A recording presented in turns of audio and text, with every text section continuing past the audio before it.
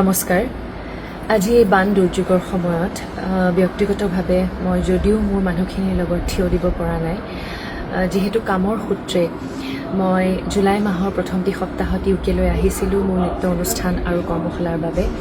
কিন্তু মোৰ আৰু মোৰ পৰিয়ালৰ ফালৰ পৰা মোৰ সামৰ্থ্য অনুযায়ী যিখিনি পাৰোঁ মই সহায়ৰ হাত আগবঢ়াইছোঁ।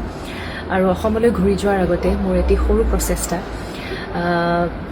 যিহেতু কথক নৃত্যই হৈছে মোৰ পেচা, গতিকে নৃত্য অনুষ্ঠানৰ জৰিয়তে আজি লণ্ডনৰ দুটিকৈ বিখ্যাত ঠাইত অক্সফৰ্ড ষ্ট্ৰীট আৰু পিকাডেলি চাৰ্কাছত মই ৰোড শ্ব' কৰিবলৈ ওলাইছোঁ মোৰ নৃত্য অনুষ্ঠান। মোৰ লগত সংগত কৰিব মোৰ স্বামী নীল আৰু লগতে মোৰ ষ্টুডেণ্ট ইন্দ্ৰাণী, তেখেত ইয়াৰে বাসিন্দা যদিও অসমৰ জীয়ৰী।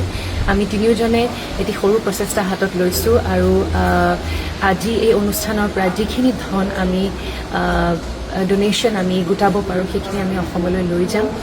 আৰু লগতে অসমলৈ ঘূৰি যোৱাৰ পাছত মোৰ NGO সুৰ সংগমৰ জৰিয়তে আমি বহুতো পৰিকল্পনা লৈছোঁ। আমি সকলোকে সহায় কৰিম বুলি বহুতো প্লেনিং আমি কৰিছোঁ।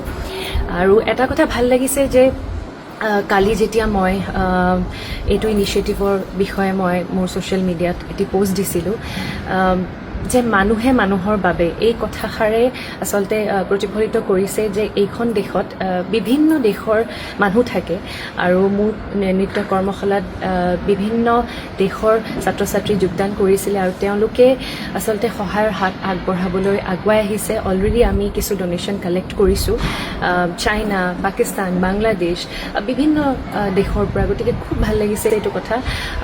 আৰু এটি কথা যে যোৱাটি মাহত মই মানে মোৰ নৃত্য অনুষ্ঠান আৰু কৰ্মশালাৰ জৰিয়তে UKত যিখিনি ধন মই গোটাইছোঁ মোৰ পেছাগতভাৱে, সেইখিনিও মই মোৰ বানাক্ৰান্ত সকলো লোকলৈ আগবঢ়াম।